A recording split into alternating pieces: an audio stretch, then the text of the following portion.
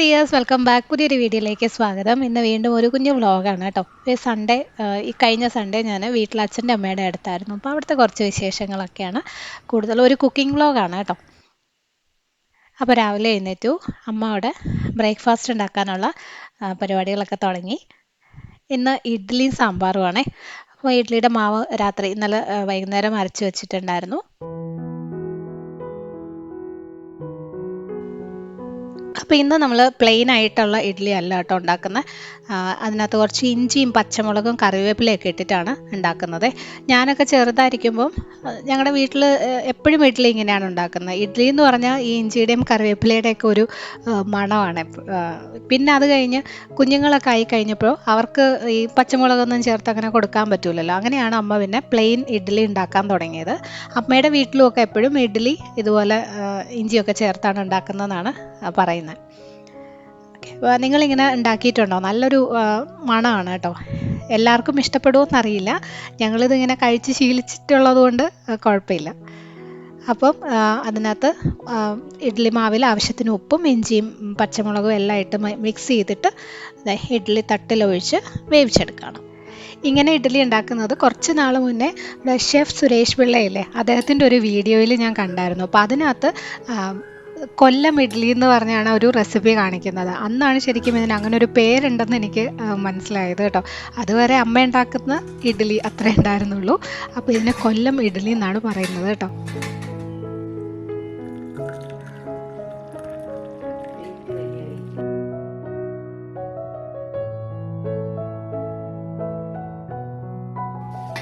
ഇഡ്ഡലി റെഡിയായി, തുറക്കുമ്പോൾ തന്നെ നല്ല മണമാണ്.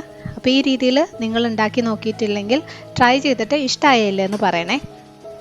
അപ്പോൾ നല്ല കൊല്ലം ഇഡ്ഡലിയും സാമ്പാറുമാണ് നമ്മുടെ ഇന്നത്തെ ബ്രേക്ക്ഫാസ്റ്റ്.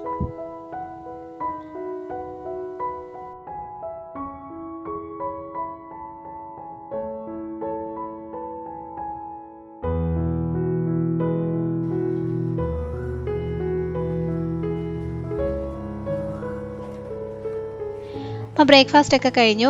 ലഞ്ചിന് കുറച്ച് നെയ്മീൻ കിട്ടി കേട്ടോ. നല്ല ഫ്രഷ് മീനായിരുന്നു. അപ്പോൾ അമ്മയ്ക്ക് ബിരിയാണി ഉണ്ടാക്കിയാലോ എന്നൊരാഗ്രഹം. അപ്പോൾ ഞാൻ ഓർത്തു ക്രിസ്മസ് ഒക്കെ വരുമല്ലേ, അപ്പോൾ ആ ഒരു റെസിപ്പി ആവുമല്ലോ ഫിഷ് ബിരിയാണിയുടെ. അപ്പോൾ ഇന്ന് ഉച്ചയ്ക്ക് നമ്മൾ ലഞ്ചിന് മീൻ ബിരിയാണിയാണ് ഉണ്ടാക്കാൻ പോകുന്നത്. നെയ്മീൻ ബിരിയാണി കേട്ടോ. ഇത് ഏകദേശം 1 കിലോ മീനുണ്ട്. അത് കഷ്ണങ്ങളായിട്ട് മുറിച്ചെടുക്കുകയാണ്. ബിരിയാണിക്കാകുമ്പോൾ ഇങ്ങനെ നെയ്മീൻ ഇങ്ങനെ വട്ടത്തിന് മുറിച്ചെടുക്കുന്നതാണ് നല്ലത്. അപ്പം എന്നെ കൊണ്ട് ഇങ്ങനെ കട്ട് ചെയ്യാൻ പറ്റാറില്ല. ഞാൻ കട്ട് ചെയ്യുമ്പോൾ എപ്പോഴും മീൻ പൊടിഞ്ഞു പോകും. കറക്റ്റ് ആ ഒരു ഷേപ്പിലൊന്നും കിട്ടാറില്ല. അമ്മ ഉപയോഗിക്കുന്ന കത്തി പിന്നെ നല്ല മൂർച്ചയാണ്. അപ്പോൾ അതുകൊണ്ട് അത് ഇതുപോലെ നല്ല ഷേപ്പിന് ഒട്ടും പൊടിഞ്ഞൊന്നും പോകാതെ നല്ല പെർഫെക്റ്റ് ആയിട്ട് കട്ട് ചെയ്ത് തരും.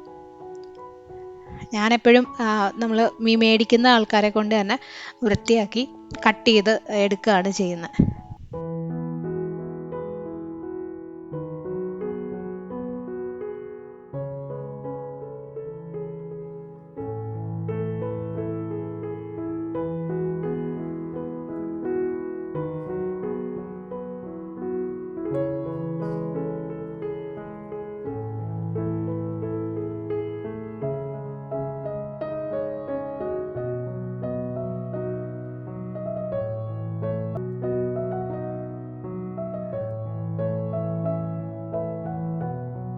അപ്പോൾ ഞാൻ ബിരിയാണിക്കുള്ള ബാക്കി സാധനങ്ങളൊക്കെ റെഡിയാക്കി വെച്ചിട്ടുണ്ടായിരുന്നു. ഒരു ബാസ്മതി റൈസ് 1 കിലോ എടുത്തിട്ടുണ്ട് കേട്ടോ. അപ്പോൾ ഞങ്ങൾക്കൊരു 6 പേർക്കുള്ള ബിരിയാണിയാണ്. ഏകദേശം 2 നേരം കഴിക്കാനുള്ള അത്രയും ഉണ്ടാവും കേട്ടോ. അപ്പോൾ ഈ 1 കിലോ ബിരിയാണി എടുക്കുകയാണെങ്കിൽ ഏകദേശം ഒരു 8 പേർക്കെങ്കിലും കഴിക്കാനുള്ള അത്രയും അളവിൽ ഉണ്ടാവും. അതൊരു അരമണിക്കൂർ കുതിർത്ത് വെച്ചിരിക്കുന്നതാണ്. അപ്പം ബാക്കി മസാലയ്ക്കുള്ള സാധനങ്ങൾ ഒരു 6 സവോള എടുത്തിട്ടുണ്ട്, 2 വലിയ തക്കാളി, കുറച്ച് ഇഞ്ചിയും വെളുത്തുള്ളിയും. ഇഞ്ചി ഏകദേശം വെളുത്തുള്ളി ഒരു ചെറിയ പിടി വേണം. കുഞ്ഞു വെളുത്തുള്ളി ആയതുകൊണ്ട് ഇപ്പോൾ ഏകദേശം ഒരു 20 എണ്ണമെങ്കിലും വരും. പിന്നെ ആവശ്യത്തിന് ഇഞ്ചി ഒരു വലിയ കഷ്ണം, ഒരു അത്യാവശ്യം വലിയൊരു കഷ്ണം എടുത്താൽ മതി കേട്ടോ. പിന്നെ ഒരു എരിവിന് ആവശ്യത്തിന് 4-5 പച്ചമുളക്, ആവശ്യത്തിന് പുതിനയിലയും മല്ലിയിലയും. ഒരു വലിയ പിടി പുതിനയും വലിയ പിടി മല്ലിയിലയാണ് എടുത്തിരിക്കുന്നത്. മല്ലിയില നമ്മൾ വാങ്ങിച്ചതാണ്. പുതിന ഇവിടെ അമ്മ നട്ടിരുന്ന നല്ല ഫ്രഷ് ആയിട്ടുള്ള പുതിനയിലയാണ് കേട്ടോ. വിഷമൊന്നും ചേർക്കാത്ത പുതിന. ഓക്കെ, അപ്പോൾ ഈ സാധനങ്ങളൊക്കെ നമുക്കൊന്ന് അരിഞ്ഞെടുക്കാം.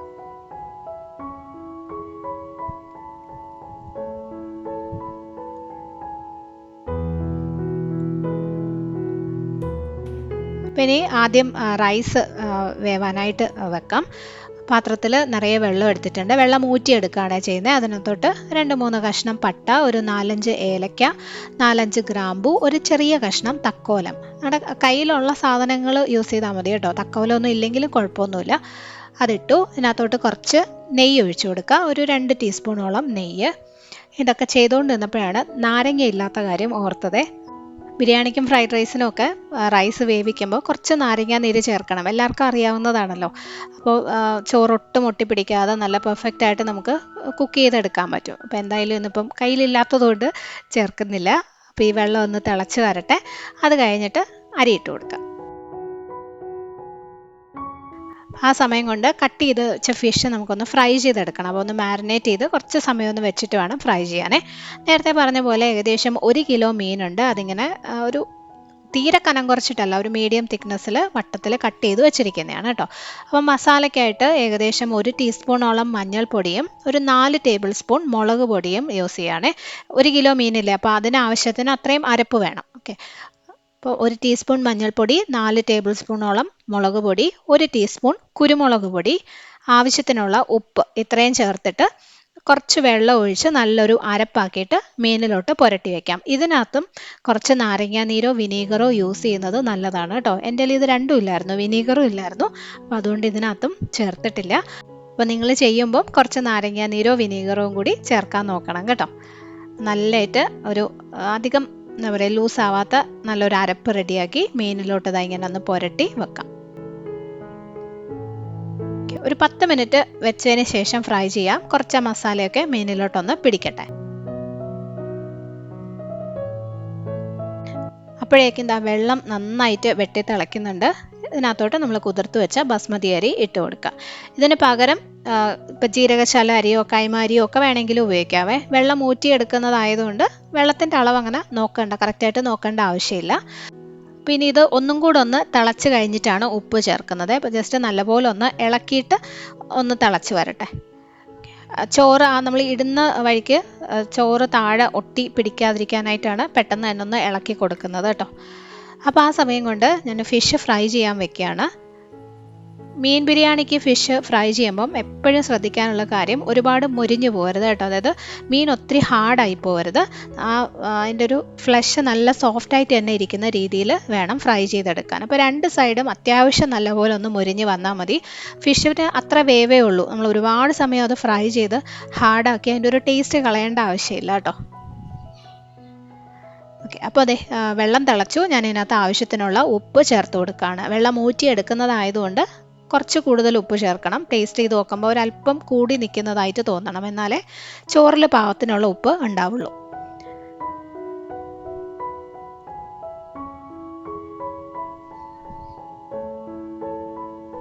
ചോറ് റെഡിയായി. അമ്മ അത് ഊറ്റിയെടുക്കുകയാണ്.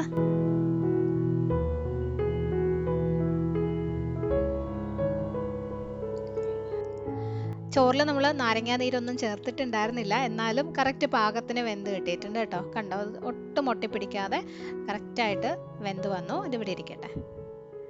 ഫിഷ് ഇതാ 2 സൈഡും ഞാൻ നേരത്തെ പറഞ്ഞ പോലെ ഈ ഒരു രീതിയിൽ വേണം ഫ്രൈ ചെയ്തെടുക്കാൻ കേട്ടോ.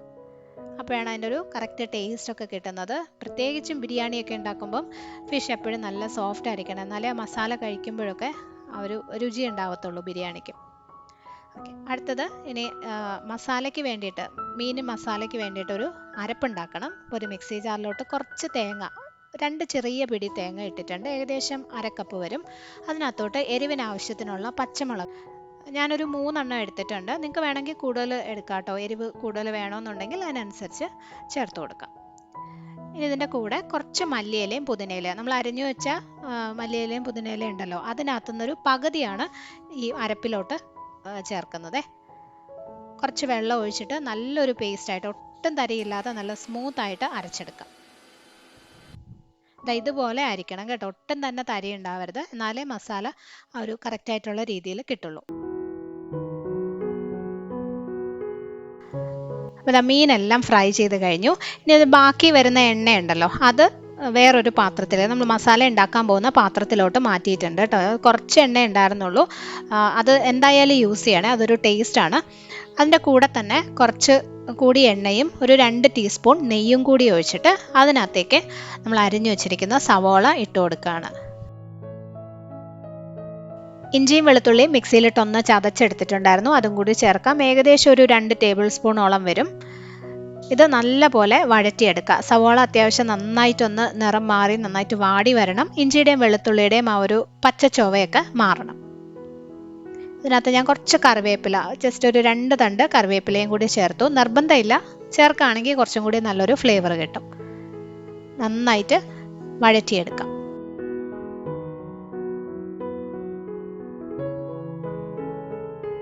അപ്പോൾ സവോള ഇതുപോലെ ആയി കഴിയുമ്പോൾ ഇതിനകത്തേക്ക് കുറച്ച് മസാലപ്പൊടികൾ ചേർക്കാം. ഒരു 1/2 ടീസ്പൂൺ, 1/2 മുതൽ 1/4 ടീസ്പൂൺ അളവിൽ മഞ്ഞൾപ്പൊടി, ഒരു 2.5 ടീസ്പൂൺ മുളക് പൊടി, 3 ടീസ്പൂൺ ഗരം മസാലപ്പൊടി അല്ലെങ്കിൽ ബിരിയാണി മസാല. ഞാനതിപ്പോൾ വീട്ടിലുണ്ടാക്കിയ ഗരം മസാലയാണ് കേട്ടോ യൂസ് ചെയ്തിരിക്കുന്നത്. 1 ടീസ്പൂൺ കുരുമുളക് പൊടി. ഇത്രയും ചേർത്തിട്ട് നല്ല പോലെ വഴറ്റി പൊടികളുടെ ആ ഒരു ചൊവയും കൂടി അങ്ങ് മാറണം. അത് കഴിയുമ്പോൾ നമ്മൾ അരച്ചു വെച്ച പേസ്റ്റ് ഉണ്ടല്ലോ, അരപ്പ്, അത് ചേർക്കാം. തേങ്ങ, പച്ചമുളക്, കുറച്ച് മല്ലിയില, പുതിനയില ഇത്രയും കൂടി അരച്ചതാണ്. കൂടെ തന്നെ തക്കാളി 2 എണ്ണം അരിഞ്ഞതും കൂടി ചേർത്ത് കൊടുക്കുക. നല്ലപോലെ വഴറ്റിയിട്ട് തക്കാളി നല്ലതായിട്ട് വെന്ത മസാലയുടെ കൂടെ ചേരണം.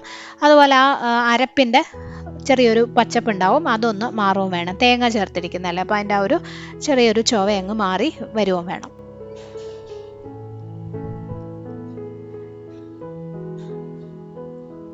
ഓക്കെ, ഇപ്പോൾ തക്കാളിയൊക്കെ നല്ലപോലെ വെന്തു. ഇനി ഇതിനകത്തേക്ക് ചേർക്കാൻ പോകുന്നത് കുറച്ച് തേങ്ങാപ്പാലാണ് കേട്ടോ. സാധാരണ നമ്മൾ ബിരിയാണിയിൽ ഈ സമയത്ത് കുറച്ച് തൈരാണല്ലോ യൂസ് ചെയ്യുന്നത്. പക്ഷേ ഇതിപ്പം മീൻ ബിരിയാണി ആയതുകൊണ്ട് ഞാൻ തൈര് ഒഴിവാക്കാമെന്ന് വിചാരിച്ച് അതിന് പകരം കുറച്ച് നല്ല കട്ടിയുള്ള, അതായത് കുറുകിയ തേങ്ങാപ്പാൽ ഒരു 1/2 കപ്പ് ചേർത്തിട്ടുണ്ട്. നിങ്ങൾക്ക് തേങ്ങാപ്പാൽ വേണ്ട, തൈര് മതിയെന്നുണ്ടെങ്കിൽ അത് യൂസ് ചെയ്യാം, കുഴപ്പമൊന്നുമില്ല. ഞാൻ പറഞ്ഞ പോലെ മീൻ ആയതുകൊണ്ട് ഞാൻ തൈര് ഒഴിവാക്കിയെന്നേ ഉള്ളൂ.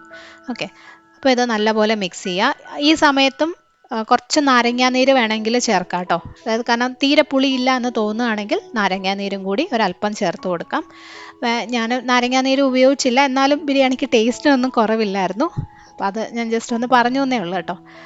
നല്ലപോലെ മിക്സ് ചെയ്തെടുത്തു. ഇനി ഇതിനകത്ത് പാകത്തിനുള്ള വെള്ളം ഒഴിക്കാം. ഞാൻ ആ തേങ്ങാപ്പാൽ എടുത്ത ഗ്ലാസ്സിൽ തന്നെ കുറച്ച് വെള്ളം എടുത്തതുകൊണ്ടാണ് ആ ഒരു ചെറിയ പാലിൻ്റെ കളർ പോലെ തോന്നുന്നത്. സാധാ വെള്ളമാണ് ഒഴിച്ചത് കേട്ടോ. ഏകദേശം ഒരു 1/4 കപ്പ് വെള്ളമാണ് കേട്ടോ ഒഴിച്ചത്. ഒരുപാട് ലൂസ് ആവണ്ട, കാരണം ഇത് നല്ലൊരു മസാലയായിട്ടാണല്ലോ വേണ്ടത്. അപ്പോൾ ഒരു 5 മിനിറ്റ് ആവശ്യത്തിന് കുറച്ച് ഉപ്പും കൂടി ഇട്ടിട്ട് ഒരു 5 മിനിറ്റ് ലോ ടു മീഡിയം ഫ്ലെയിമിൽ ഇട്ടിട്ട് ഒന്ന് നല്ലപോലെ തിളപ്പിച്ച് ഈ സവോളയൊക്കെ നന്നായിട്ട് വെന്ത് മസാലയൊന്ന് പാകത്തിന് ആയി വരണം. അത്രേ ഉള്ളൂ. അപ്പോൾ നമുക്കൊന്ന് അടച്ചു വയ്ക്കാം. അപ്പോൾ മസാല ഏകദേശം റെഡി ആയിട്ടുണ്ട്. നമ്മൾ ചിക്കൻ ബിരിയാണി ഉണ്ടാക്കുന്നതും ഇതും കുറച്ച് വ്യത്യാസമുണ്ട്. കാരണം ഈ മസാലയിൽ ഇപ്പം മീനിൻ്റെ ഒരു ടേസ്റ്റും ഉണ്ടാകത്തില്ല, വെറുതെ ഒരു മസാലയാണത്. പുതിനയുടെയും മസാലപ്പൊടികളുടെ ഒരു ടേസ്റ്റ് ഉള്ളത് മാത്രമാണ് അല്ലേ. അപ്പോൾ അത് കുറച്ചും കൂടെ ഒന്ന് ടേസ്റ്റി ആക്കാൻ വേണ്ടിയിട്ടും മീനിൻ്റെ ഒരു രുചി വരാൻ വേണ്ടിയിട്ട് ആ ഫ്രൈ ചെയ്ത് വെച്ചിരിക്കുന്നതെന്ന് കുറച്ച് കഷ്ണങ്ങൾ മാത്രം, ഒരു 4-5 പീസ് നിങ്ങൾ ഉപയോഗിക്കുന്ന പാത്രത്തിൻ്റെ മുകളിൽ ഇങ്ങനെ നിരത്തി വെച്ച് കൊടുക്കാൻ പറ്റുന്ന അത്രയും കഷ്ണങ്ങൾ മാത്രം ഇതുപോലെ ആ ഗ്രേവിയിലൊന്ന് ഇട്ടിട്ട് ഒരു 5 മിനിറ്റും കൂടി ലോ ഫ്ലെയിമിൽ വെച്ചിട്ടൊന്ന് തിളപ്പിച്ചെടുക്കുക. അപ്പോൾ ആ ഗ്രേവിക്ക് ഫിഷിൻ്റെ ഒരു ടേസ്റ്റ് കിട്ടും. ഓക്കെ, പലപ്പോഴും നമ്മൾ പുറത്തുനിന്നൊക്കെ ഫിഷ് ബിരിയാണി കഴിക്കുമ്പം എനിക്ക് തോന്നിയിട്ടുള്ളത് വെറുതെ പ്ലെയിൻ ആയിട്ടുള്ള ഗ്രേവി ഉണ്ടാക്കി ഫിഷ് ഫ്രൈ ചെയ്ത് അതിൻ്റെ മുകളിൽ വെച്ച് ദം ചെയ്തെടുക്കുന്ന പോലെയാണ്. അപ്പോൾ ആ ചോറിലോ അല്ലെങ്കിൽ ഗ്രേവിയിലോ ഫിഷിൻ്റെ ഒരു നല്ലൊരു രുചി ഉണ്ടാവത്തില്ല. ഇങ്ങനെ ചെയ്ത് കഴിഞ്ഞാൽ കൂടുതൽ ടേസ്റ്റിയാണ്. നിങ്ങൾ ചെയ്തിട്ടില്ലെങ്കിൽ ട്രൈ ചെയ്ത് നോക്കണം കേട്ടോ. ആ ഫിഷ് നമുക്ക് പിന്നെ എടുത്ത് മാറ്റാനും പറ്റും, പൊടിഞ്ഞൊന്നും പോവാതെ നല്ലതായിട്ട് കിട്ടുകയും ചെയ്യും. ഓക്കെ, അപ്പോൾ ഇതിങ്ങനെ ഇരിക്കട്ടെ. ഇതിൻ്റെ മുകളിലോട്ട് നമ്മൾ നേരത്തെ കുറച്ച് പുതിനയില മല്ലിയില മാറ്റി വെച്ചിട്ടുണ്ടായിരുന്നല്ലോ, അത് ഇട്ട് കൊടുക്കാം.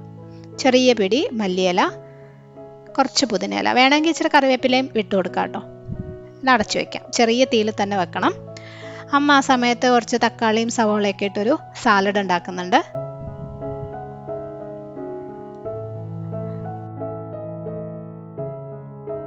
അതെ, മസാല ഇപ്പോൾ റെഡിയായി കേട്ടോ. നമ്മൾ ആ വെച്ച ഫിഷിൻ്റെ പീസുകളുണ്ടല്ലോ അതങ്ങ് മാറ്റണം. കാരണം ദം ചെയ്യുമ്പം ഇടയ്ക്ക് ഫിഷ് പീസ് വെക്കത്തില്ല, കാരണം നമ്മൾ പിന്നെ വിളമ്പാൻ എടുക്കുമ്പോൾ അത് പൊടിഞ്ഞു പോകും. ഓക്കെ, അപ്പം ദം ചെയ്യുന്നതിൻ്റെ മുകളിൽ റൈസിൻ്റെ മുകളിൽ മാത്രം ഫിഷ് വെച്ചാൽ മതി. അപ്പോൾ വിളമ്പുന്നതിന് മുന്നേ ഫിഷ് സെപ്പറേറ്റ് ആയിട്ടും ചോറ് സെപ്പറേറ്റ് ആയിട്ടും എടുക്കാൻ പറ്റും. അപ്പോൾ അതെല്ലാം മാറ്റി ഇനി ഇത് നമുക്ക് ദം ചെയ്തെടുക്കാം. അപ്പം ദം ചെയ്യാനുള്ള പാത്രത്തിൽ കുറച്ച് നെയ്യ് തേച്ചിട്ടുണ്ട്. അതിൻ്റെ താഴെയായിട്ട് മസാല ഇങ്ങനെ ഒന്ന് വെച്ച് കൊടുക്കാം.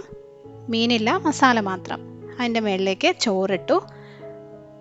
അപ്പോൾ ഈ ഒരു രീതിയിൽ ചോറും മസാലയും ഫുള്ള് നമുക്ക് ലെയർ ചെയ്തെടുക്കാം. ഇതിൻ്റെ ഇടയ്ക്ക് വേണമെങ്കിൽ സവോള ഫ്രൈ ചെയ്തതോ അണ്ടിപ്പരിപ്പും മുന്തിരിങ്ങയൊക്കെ ഫ്രൈ ചെയ്തതും ഒക്കെ വേണമെങ്കിൽ ഇട്ട് കൊടുക്കാം കേട്ടോ. അതൊക്കെ നിങ്ങളുടെ ഇഷ്ടം പോലെ.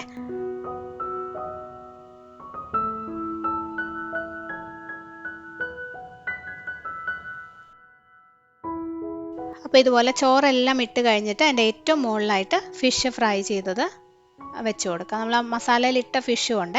അപ്പം അതിനകത്ത് കുറച്ച് ആ ഒരു ഗ്രേവിയൊക്കെ ഉണ്ടാവും. അതെല്ലാം എന്താ ഇതുപോലെ ഒന്ന് നിരത്തി വെച്ച് കൊടുക്കാം.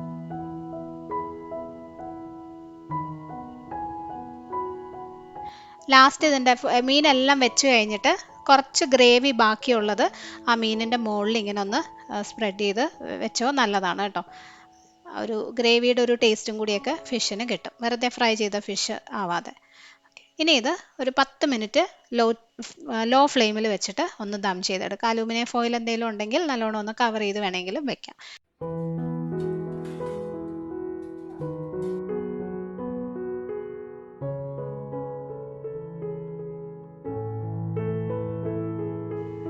അപ്പോൾ ബിരിയാണി എടുത്തു. ആദ്യം തന്നെ ഫിഷിൻ്റെ പീസുകളെല്ലാം വേറൊരു പാത്രത്തിലോട്ട് മാറ്റാണേ.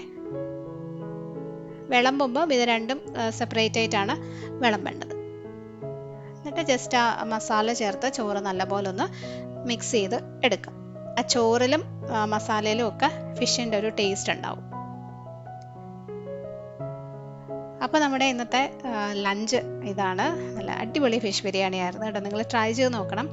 നാരങ്ങ നീരൊന്നും ചേർത്തില്ലെങ്കിലും കുഴപ്പമില്ല, നല്ല ടേസ്റ്റി ആയിട്ട് തന്നെ വന്നു. അതിൻ്റെ കൂടെ പപ്പടം, പിന്നെ കുറച്ച് സാലഡ്. ഊണൊക്കെ കഴിഞ്ഞ് അമ്മ വീണ്ടും തയ്യൽ പരിപാടികളിലേക്ക് കടന്നു. അമ്മയുടെ ഫ്രീ ടൈമൊക്കെ ഞാൻ നേരത്തെ പറഞ്ഞിട്ടുള്ള പോലെ തയ്യൽ അല്ലെങ്കിൽ എന്തെങ്കിലുമൊക്കെ ചെറിയ ചെറിയ കൃഷിയൊക്കെ ആയിരിക്കും കേട്ടോ. പുറത്ത് വെറുതെ ഇരിക്കുന്ന പരിപാടിയില്ല. ഞാൻ എന്തായാലും കുറച്ച് നേരം റെസ്റ്റൊക്കെ എടുത്തു. അത് കഴിഞ്ഞ് വൈകുന്നേരം മോളെയും കൊണ്ടിപ്പോൾ ഡാൻസ് ക്ലാസ്സിന് പോകണം. ഇത് രാത്രി വരെ ഒരു ഫുൾ ഡേ വ്ളോഗൊക്കെ ഷൂട്ട് ചെയ്യണമെന്ന് വിചാരിച്ചതാണ്. പക്ഷെ വൈകുന്നേരം ആയപ്പോൾ മടിയായി, തിരക്കായി. പിന്നെ ഇതിപ്പോൾ ഞായറാഴ്ചയാണ്. നാളെ രാവിലെ ഇനിയിപ്പോൾ സ്കൂളൊക്കെ ഉള്ള ദിവസമാണല്ലോ. അപ്പോൾ അതിൻ്റെ ഒക്കെ ഒരു തിരക്കിൽ ഷൂട്ട് ചെയ്യാൻ പറ്റിയില്ല. അപ്പോൾ അതുകൊണ്ട് ഈ ഒരു കുഞ്ഞു വ്ളോഗ് ഞാൻ ഇവിടെ വെച്ച് നിർത്തുകയാണ്. അടുത്തൊരു നല്ല വീഡിയോയിൽ വീണ്ടും കാണാം. Bye friends, thank you for watching.